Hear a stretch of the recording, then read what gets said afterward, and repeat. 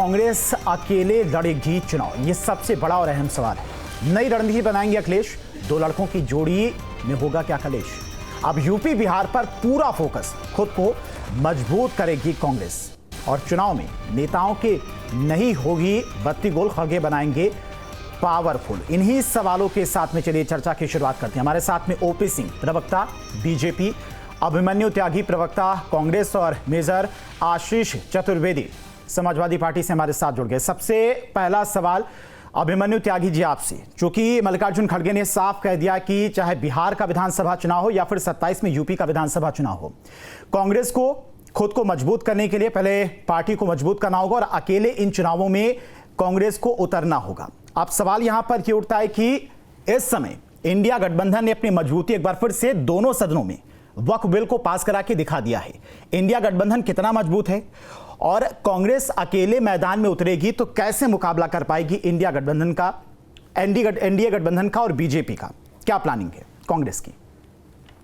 धीरेन्द्र जी, आपको और पैनल में मौजूद सभी लोगों को नमस्कार, जय हिंद, वंदे मातरम। देखिए धीरेन्द्र जी, माननीय राष्ट्रीय अध्यक्ष खड़गे साहब ने जो कहा वो संगठन मजबूती के लिए कहा। कांग्रेस पार्टी राजनीतिक दल है और संगठन विस्तार के लिए और संगठन में मेहनत करने के लिए हर राजनीतिक दल काम करता है। इसी तरह कांग्रेस पार्टी उत्तर प्रदेश में, बिहार में और अन्य प्रदेशों में भी अपने संगठनों को मजबूत करने के लिए लगातार कार्य करती है। अभी हाल ही में उत्तर प्रदेश की नई कमेटी बनी है, उसके लिए राहुल गांधी जी ने संकल्प लिया कि उसमें जो वंचित तबका उनको मौका दिया जाएगा। मैं बहुत जल्दी में, बहुत शॉर्ट में करके बता रहा हूँ। तो वो काम किया, मुख्य धारा में लेकर आने का काम किया। उत्तर प्रदेश में लगभग 97,941 गांव है, 822 ब्लॉक है, 17 नगर निगम है, 200 नगर पालिका है, 545 नगर पंचायतें हैं। वहां तक पहुंचाने का काम, वहां बूथ का एजेंट बनाने के लिए जो लगभग 1,74,000 बूथ बैठते हैं उत्तर प्रदेश में, कांग्रेस पार्टी वहां तक जाने का काम कर रही है। माननीय हमारे प्रदेश अध्यक्ष अजय राय जी और हमारे उत्तर प्रदेश के प्रभारी अविनाश पांडे जी, साथ में प्रियंका गांधी जी और राहुल गांधी जी की भी नहीं ये सारी चीजें पहले भी हुई हैं। वो काम हम कर रहे हैं, ये सारी चीजें पहले भी हुई हैं। प्रदेश अध्यक्ष बदले गए हैं, जिलाध्यक्ष बदले गए हैं। सोनिया गांधी ने तो, प्रियंका गांधी ने तो अपनी पूरी टीम बनाई थी, उसके बाद भी रिजल्ट बेहतर नहीं आया। अकेले कैसे? अकेले कैसे? आज तक लड़ते आ रहे हैं, कांग्रेस पार्टी लड़ रही है। हाँ, जहां तक समाजवादी पार्टी की बात है, हमारे साथी हैं समाजवादी। हमारे राष्ट्रीय अध्यक्ष जी ने कब कहा कि अकेले लड़ लेंगे? कहा अकेले लड़ने की जहां जरूरत पड़ेगी और लगेगा कि अकेले लड़े तो संगठन इतना मजबूत हो कि हम अकेले लड़ पड़े। देखिए धीरेन्द्र जी, मैं एक बात बड़ी जिम्मेदारी के साथ कह देना चाहता हूं। जहां जो हमारे साथी दल हैं, चाहे यूपी में, चाहे बिहार में, चाहे अन्य राज्यों में, वहां अगर कांग्रेस मजबूत हो और बहुत मजबूत हो कि वो अकेले भी लड़ पड़े उन सीटों पे, तो वो सरकार बनेगी हमारी भी। तो ऐसा ना हो कि सपा को लगे या हमको लगे कि हमें साथ में किसी को ढूंढना पड़ रहा है। सपा तो अकेले लड़ी रही है, उपचुनाव में आपको एक भी सीट नहीं मिली। कहां? हमने समर्थन किया हुआ था। समर्थन तो आपकी मजबूरी थी, क्योंकि आप गठबंधन में साथ में थे। मजबूरी क्यों थी? ऐसी कोई मजबूरी नहीं होती है। उपचुनाव में सीट मांग रहे थे, 4 से 5, 8, 9 सीटों पर चुनाव था, 4 से 5 सीट मांगी गई थी, एक भी सीट नहीं मिली थी आपको, तो मजबूरी तो थी समर्थन करना। वो आप समझिए, वो पिछली क्लास की बात थी। अब आज की बात हो रही है। हमने सीटें बराबरी पर मांगी थी, तय नहीं हुई। इन्होंने सीटें अपनी प्रत्याशी अपने घोषित किए। हमको लगा हमको क्या बेहतर करना है, तो समर्थन कर दिया, हमारे नेताओं ने समर्थन कर दिया। और उससे पहले हमारा राष्ट्रीय नेतृत्व वो साथ में लड़ा रहा था चुनाव। नहीं, समर्थन गठबंधन का मतलब क्या होता है? दोनों पार्टियों का समर्थन होना चाहिए। आप तो समर्थन कर रहे हैं, लेकिन आपको समर्थन कितना मिल रहा है? धीरेन्द्र जी, सपा वहां मजबूत थी, हमने समर्थन किया। ठीक है, इसमें कोई दिक्कत नहीं है। आशीष चतुर्वेदी जी, जैसा कि आज मल्लिकार्जुन खड़गे की तरफ से कहा गया है, आपने भी वो बयान सुना होगा कि यूपी और खासकर बिहार में अगर कांग्रेस को खुद को मजबूत करना है तो अकेले उतरना होगा। अगर कांग्रेस अकेले जाती है, और समाजवादी पार्टी तो पहले से ही इशारा कर चुकी, कई बार के उपचुनाव की बात करें या फिर अन्य चुनावों की बात करें, तो समाजवादी पार्टी खुद दिखा चुकी कि वो सक्षम है अकेले चुनाव लड़ने में। अगर कांग्रेस अलग होती है तो यहां पर समाजवादी पार्टी का क्या स्टैंड होगा? जहां तक मल्लिकार्जुन खड़गे जी के बयान हैं, मुझे लगता है हर एक राजनीतिक दल की एक मंशा होती है कि उसका जो जनाधार है वो बढ़े, जो उसके कार्यकर्ता है वो बढ़े। ये एक मंशा है, तो उन्होंने अपनी एक मंशा रखी है। मुझे लगता है अभी उसको हम वहीं तक देखें तो बेहतर है, क्योंकि जो मंशा होती है वो अलग चीज है और जो वास्तविकता होती है तो वो अलग चीज है। मन में हमारे बहुत कुछ हो सकता है, लेकिन धरातल पे क्या है हम उससे नजरें नहीं फेर सकते। और जब आप नजरें फेरते हैं तो नतीजा बहुत आपके पक्ष में नहीं आता है। मुझे ऐसा लगता है कि अभी बहुत कांग्रेस की अगर मैं बात करूं, अगर एक प्रैक्टिकल उस पर बात करूं, तो उत्तर प्रदेश के अंदर उनके शायद आज 2 विधायक हैं। 403 सीटों पे उनके शायद 2 विधायक हैं। तो जिस दल के पास 2 विधायक हों वो अपनी एक ऐसी नीति बना करके कि वो अपने स्वयं में चुनाव लड़ करके जीतने की कहीं स्थिति में आएगा, तो ये आपकी मंशा तो हो सकती है, उसमें कोई वो दो राय नहीं है। लेकिन अगर आशीष जी, अगर मान लीजिए ऐसा हुआ, कांग्रेस अलग लड़ती है, समाजवादी पार्टी अलग लड़ती है, तो इससे तो बीजेपी को फायदा हो जाएगा, एनडीए को फायदा हो जाएगा, वोट बढ़ जाएंगे। फायदा नहीं, कोई फायदा नहीं होगा, फर्क बहुत ज्यादा नहीं पड़ेगा। एक माहौल का फर्क थोड़ा सा पड़ेगा, ज्यादा फर्क नहीं पड़ेगा। उसका मैं कारण बता दूं, ये प्रत्येक व्यक्ति जो भाजपा के खिलाफ वोट डाल रहा है उसे पता है कि उसे यहां किसको वोट देना है। उसके बाद कोई और 2, 3, 4 नंबर पे कोई भी लड़ रहा है, वो उसे क्यों वोट देगा, क्यों वोट देगा?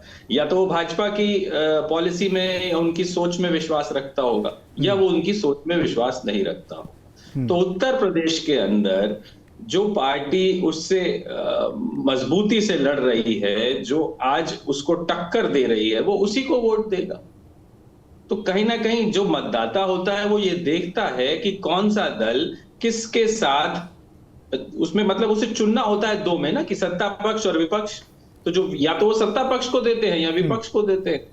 बहुत नेग्लिजिबल, जो बहुत ही मामूली वोट इधर उधर पड़ता है, मैं उसको नहीं गिन रहा हूं। अच्छा आशीष जी, लोगों के मन में लोकसभा चुनाव के बाद ये सारे सवाल चल रहे थे कि अब एनडीए गठबंधन उतना मजबूत नहीं है। 2 बार सदन में एनडीए ने खुद को साबित भी कर दिया। वक्फ बिल को लेकर इतना हंगामा हो रहा था, विपक्ष की तरफ से लगातार सवाल उठाए जा रहे थे, कह रहे थे कि बिल को पास नहीं होने देंगे, और दोनों सदनों में, लोकसभा राज्यसभा दोनों सदनों में एनडीए गठबंधन ने उसको पास करा दिया। इससे साफ होता है कि उनके गठबंधन में कोई खामी नहीं, कोई दूरी नहीं है, बहुत मजबूत उनका गठबंधन। और ऐसे में फिर कैसे मुकाबला होगा? आशीष जी। अच्छा, मुझसे पूछ रहे हैं जी। देखिए, जो अभी जो लोकसभा की जो स्थिति है कि किस दल गठबंधन के पास कितने सांसद हैं, तो भारतीय जनता पार्टी के पास अभी उतने सांसद हैं कि वो जो भी अपना बिल लाना चाहते हैं वो लाने में सक्षम है आज की तारीख में।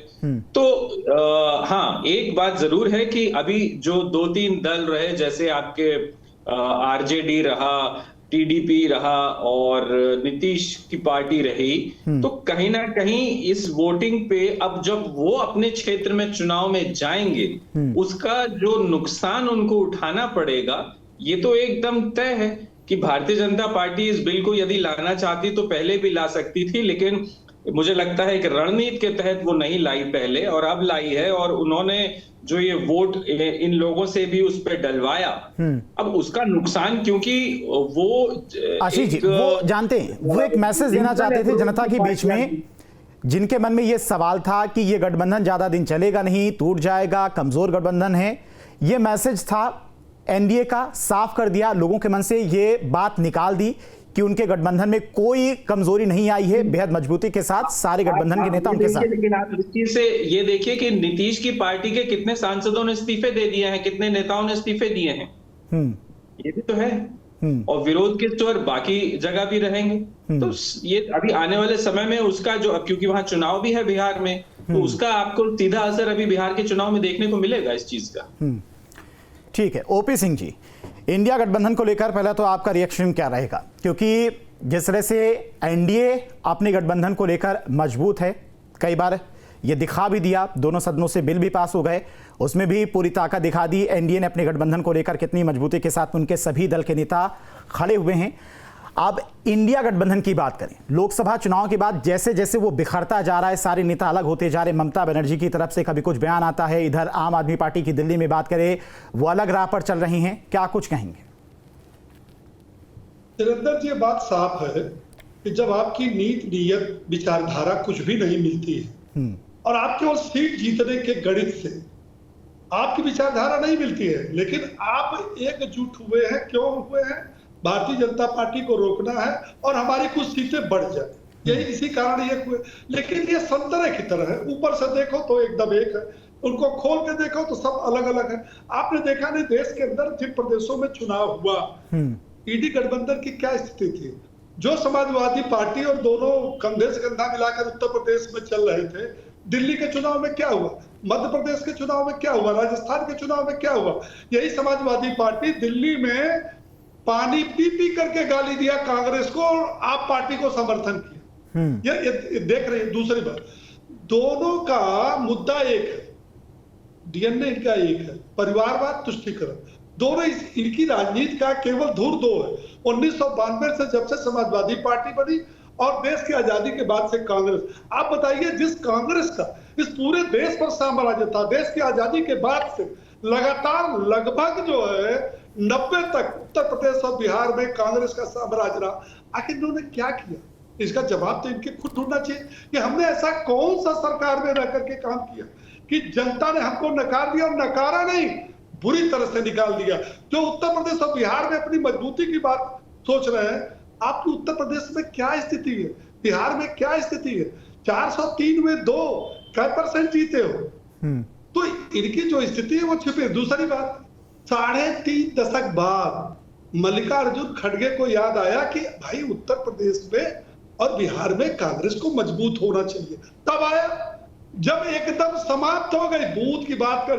अभी कांग्रेस पता इतने नगर पालिका है, इतने बूथ, कहां इनके बूथ है, कहां इनके? दूसरी बात, ये मैदान में जब आएंगे, 27 में आएंगे, हाल में बिहार में जाएंगे, तो बताएंगे कि भैया हम वही पार्टी है जो राम मंदिर का सुप्रीम कोर्ट तक विरोध किया, हम वही पार्टी है जो सनातन धर्म का विरोध किया, हम वही पार्टी है देश की मजबूती के लिए 370 3 तलाक और सीए का विरोध किया, हम वही पार्टी है जो वक्फ बोर्ड को लेकर के हमारी तुष्टीकरण की नीति बेनकाब हो चुकी है। आपने देखा, ये कहते हैं कि बाहर खून की नदियां बहा देंगे, कुर्बानी दे देंगे। कौन सी कुर्बानी देंगे? लोकसभा के अंदर 2 दिन तक बहस चली, आदरणीय राहुल गांधी और प्रियंका वाड्रा एक शब्द नहीं बोला। तो ये 2 तरह की बातें जो चला रहे हैं, और जो आप तुष्टीकरण की राजनीति कर रहे हैं, परिवारवाद की। आप बताइए ना, 1992 में समाजवादी पार्टी बनी, आज तक कोई परिवार के अलावा मुख्यमंत्री हुआ? आज तक कोई राष्ट्रीय अध्यक्ष हुआ? बात तो बड़ी बड़ी करते हैं। केंद्र में देखिए, अगर कोई अध्यक्ष हुआ और कभी खुदा न खास्ते प्रधानमंत्री हुआ तो रिमोट से चलता था। और जिस संविधान की बात करते हैं, मनमोहन सिंह सरकार के फैसले को राहुल गांधी ने भरे सभा में, उसके जो निर्णय हुआ था उसको उन्होंने टुकड़े टुकड़े फाड़ के फेंक दिया। ये कौन सी बात करते हैं? ये अपनी धरातल सोचे, ये आत्मचिंतन खुद करे कि आखिर जनता ने हमको अपनी निगाहों से क्यों उतार दिया। और जो लगातार सरकार थी, क्या इनके कुशासन, लूट और जनभावनाओं के खिलाफ जो इन्होंने किया वो नहीं देख? आज आप देख रहे हैं देश के अंदर कितनी तेजी से विकास हो रहा है। आज हम विश्व में, दुनिया की नजर में भारत एक मजबूत राष्ट्र है। प्रधानमंत्री 65 साल का रिकॉर्ड तोड़ते हुए 3 बार में, तो हम जनता ने हमको बनाया। 33 साल बाद उत्तर प्रदेश में हमारी दूसरी पूर्ण बहुमत की सरकार बनी। तो ये जनादेश है, और ये जनादेश का भी ये बात उड़ाते हैं कि वो लूट लिया, ये कर लिया, वो कर। अरे देखिए, यह मौखिक बात करने से कुछ होने वाला नहीं है। जनता की निगाह में जनभावनाओं के अनुरूप यदि आप काम नहीं करेंगे, चाहे हम हो, चाहे समाजवादी पार्टी हो, चाहे कांग्रेस। आप बताइए, कांग्रेस जो पूरे देश में राज्य किया, हिमाचल प्रदेश, कर्नाटक और तेलंगाना को छोड़कर क्या स्थिति है? और आप देख रहे हैं कर्नाटक में बाबा का संविधान लेकर के जेवा में चलते हैं। बाबा साहब का संविधान में यह दिया गया है कि धर्म के आधार पर कोई आरक्षण नहीं होगा, और कर्नाटक में 4% इन्होंने आरक्षण ठेकेदारी में दे दिया। कौन से संविधान की बात करते हैं? कौन से जवाब ले लेते हैं। ठीक है, जवाब ले लेते। अब मनु त्यागी जी, इसके बाद आपके पास आएंगे आशीष जी। देखिए धीरेन्द्र जी, सिंह साहब ने कई सारी बातें की। परिवारवाद के बारे में मैं थोड़ा सा लगता है एक तरफा सोचते हैं। व्हाट्सएप यूनिवर्सिटी से ज्ञान प्राप्त करते हैं। अमित शाह, जय शाह से लेकर राजनाथ सिंह, पंकज सिंह, रीता बहुगुणा जोशी, जतिन प्रसाद, आरपीएन सिंह, इतने तमाम उदाहरण हैं कि मैं थक जाऊंगा खुद ही। दूसरी बात, इन्होंने कहा कांग्रेस ने क्या काम किया। उत्तर प्रदेश में आईआईटी, आईएम से लेकर जो तमाम संस्थान बनाए, मेडिकल कॉलेज, यूनिवर्सिटी, वो सब कांग्रेस की देन है। इन्होंने नया क्या बना दिया, ये इसके बारे में बता दे। तुष्टीकरण की बात कर रहे हैं, हिंदू मुसलमान, भारत पाकिस्तान, मंदिर मस्जिद के अलावा कहीं कोई मुद्दा हो इनके पास, विकास का मुद्दा हो, ये कह रहे हैं कहां ले गए देश को। अरे कहां ले गए? रोज आप देखिए स्टॉक मार्केट कहां जा रहा है, लाखों करोड़ों रुपए रोज खत्म हो रहे हैं। आप कह रहे हैं 5 ट्रिलियन इकोनॉमी बना देंगे, इतनी खत्म 2 दिन में बर्बाद हो गए हैं देश के। अरे वो स्टॉक मार्केट है, उस विषय पर न जाइए। देखिए स्टॉक मार्केट पूरे दुनिया भर के क्रैश हो रहे हैं, उस विषय पर न जाइए, छोड़िए। इसके बारे में बात करना चाहूंगा। हमारे समाजवादी पार्टी के साथी ने कहा 2024 लोकसभा का चुनाव हुआ, हम साथ थे, साथ मिलकर चुनाव लड़ा। असेंबली जो बाई इलेक्शन था, इन्होंने अकेले लड़ा, क्या हालत हुई। अकेले में तो पता लग गया ना। अभी ये हमें कहने लगे तो हमने कहा मित्र हैं हम, ईमानदारी के साथ जितने ये साथ है अभिमन्यु साथ रहेंगे। जी, बीजेपी का विकास जनता को दिखाई दे रहा, तभी तो वोट दे रही ना जनता। जब्त हो गई अभिमन्यु जी, बीजेपी का विकास जो है वो जनता को दिखाई दे रहा, तभी तो बीजेपी को वोट कर रही जनता। बड़ी बातें, हवा बातें करने देखिए कोई लाभ नहीं है। और देखिए जहां तक भाजपा की बात है, भाजपा हर चीज में पीठ थपथपाती है। मैं खुद सुबह शाम देखिए पूजा करता हूँ, एक धार्मिक फैमिली से हूँ। ये महाकुंभ का आयोजन हुआ, ये इनविटेशन देने गए, क्या इनविटेशन दिया जाता है आप खुद बताइए। ये हर चीज में प्रोपेगेंडा फैलाते हैं। देश के नौजवानों को रोजगार चाहिए, महंगाई से त्रस्त है जनता। अग्निवीर, मेरे गांव का जो नौजवान सुबह को 4 बजे दौड़ लगाता है, अब खाली पड़े हुए हैं मैदान, कोई नहीं चाहता अग्निवीर में जाए। कौन शहीद होएगा? शहीद शहादत तक का दर्जा नहीं दे रहे थे, हम लोग विरोध कर रहे थे। लेकिन इतने अभिमन्यु जी, इतनी जनता परेशान है, योजनाओं का इतना विरोध हो रहा है, अग्निवीर का इतना विरोध हो रहा है, उसके बावजूद भी फिर से तो बीजेपी को जनता चुन लेती है। देखिए धीरेन्द्र जी, उसका कारण ये है कि जो असल मुद्दे हैं देश के, महंगाई, भ्रष्टाचार, रोजगार, ये सब, किसानी, ये सब मुद्दे साइड में रहकर जनता जो भावनात्मक मुद्दे हैं, हिंदू मुसलमान, भारत पाकिस्तान, मंदिर मस्जिद, इस पर वोट कर रही है। जनता ने अब की बार इनको सबक सिखा दिया था, 2024 में इनको सबक सिखाया हुआ है। कहां ये बात कर रहे थे, बड़ी बड़ी दावे कर रहे थे, 400 सीटें, कहां 350 सीटें, बड़ी बड़ी बात कर रहे थे, जुमलेबाजी कर रहे थे। कहां इनके पास मैंडेट तक नहीं है।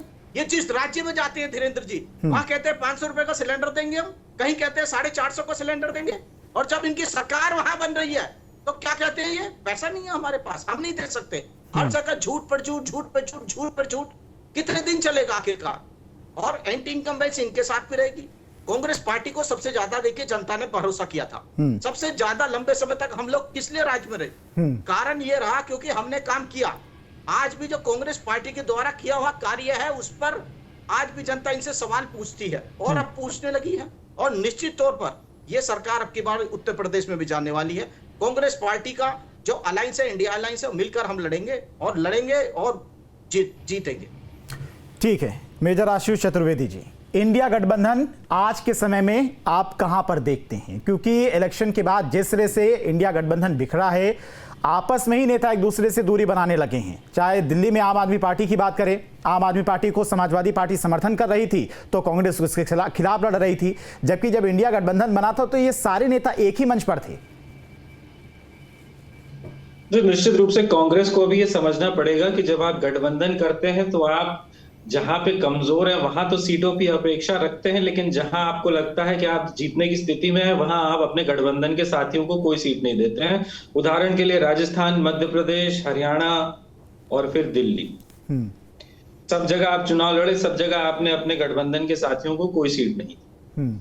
लेकिन आप टीवी पे बैठ के गठबंधन की बात करेंगे, जब आप ऐसी बातें करेंगे तो कहीं ना गठबंधन के साथी आपके साथ पूरी तरह खड़े हो पाएंगे, और वो जो जनता जो देख रही है वो भी कहीं ना कहीं ये सोचने लगती है कि जब ये गठबंधन के साथियों के साथ ऐसा कर रहे हैं तो आगे क्या करेंगे, और इसमें आपको नुकसान होता है। तो यहाँ अपनी जो सोच है उसको कहीं ना कहीं बदलने और मुनासिब तौर पर उसे मॉडिफाई करने की जरूरत है, ये बहुत आवश्यक है। जहां तक भारतीय जनता पार्टी का सवाल है तो वहां भी बहुत सारे खेमे हैं। देखिए अभी 2 उदाहरण देता हूं। एक लोनी से भाजपा के विधायक, उन्होंने कहा कि भाई इतनी भ्रष्ट सरकार है, बगैर पैसे दिए कुछ नहीं होता। एक इनके हरदोई से भाजपा के विधायक है जिन्होंने भरी सभा में कह दिया कि योगी आदित्यनाथ को इस्तीफा दे देना चाहिए और केशव प्रसाद मौर्य को मुख्यमंत्री बना देना चाहिए। ये मौजूदा विधायक हैं भाजपा के। और क्या गहमा गहमी है इनकी केंद्र के नेतृत्व में और प्रदेश में, ये किसी से छुपी हुई नहीं है। सबको लगता है कि योगी आदित्यनाथ किस दिन हटा दिए जाएंगे किसी को नहीं पता, कल हटा दिए जाए, परसों हटा दिया जाए, तब क्या होगा, कौन बनेगा नहीं बनेगा, या योगी आदित्यनाथ जो है वहां केंद्र में बैठे लोगों को हटा देंगे। अभी लोगों में यही वो चल रहा है कि कौन किसको हटाएगा। तो ऐसा नहीं है, गठबंधन की तो मैं बात ही नहीं करता, इनकी तो पार्टी के अंदर इतनी ज्यादा, इन्हीं के पार्टी के 200 विधायक अपनी ही सरकार के खिलाफ एक बार धरने पे बैठे थे, सबने देखा था। तो ऐसा नहीं है कि वहां पे जो है सब बहुत अच्छा चल रहा है। अंदर अंदर खेमे हैं, केशव प्रसाद मौर्य के अपने हैं, ब्रजेश पाठक के अपने हैं, योगी जी के अपने हैं, और केंद्र एक अलग तरीके से चलाने की कोशिश कर रहा है। तो वो जो चीजें हैं वो कहीं ना कहीं वहां भी इसका असर आने वाले समय में निश्चित रूप से जो है आने वाले चुनाव पे उसका पड़ेगा। ठीक है, ओपी सिंह जी 30 सेकंड जवाब। देखिए अभी कांग्रेस के साथी ने कहा धीरेन्द्र जी की कांग्रेस ने बड़ा काम किया। इनके प्रधानमंत्री स्वर्गीय राजीव गांधी ने खुद स्वीकार किया था कि केंद्र 1 रुपया भेजता तो 85 रुपये भ्रष्टाचार के पैसे भेंट पर चढ़ जाता, 15 पैसा ही गांव आप भी मान लीजिए। दूसरी भाई शांत रहिए, भ्रष्टाचार है। दूसरी बात यह है कि हमने जो काम किया उस पर जनता बार बार मोहर लगाती है। इनकी एक बार जहां सरकार बनती है दोबारा नहीं बनती। हमारी सरकार तो 3-3 बार प्रदेशों में बनती है। दूसरी बात ये कहते हैं कि हम भी सनातनी हैं। ये बताइए इनके नेता, कांग्रेस पार्टी का नेता, कोई बड़ा नेता देश की आजादी के बाद से लेकर के आज तक राम मंदिर गया? चलिए ठीक, समय का मैं क्षमा चाहेंगे। ओपी सिंह जी, अभिमन्यु जी और आशीष जी, आप तीनों का न्यूज से जुड़ने के लिए आपका बहुत बहुत शुक्रिया, अपना समय देने के लिए बहुत बहुत शुक्रिया।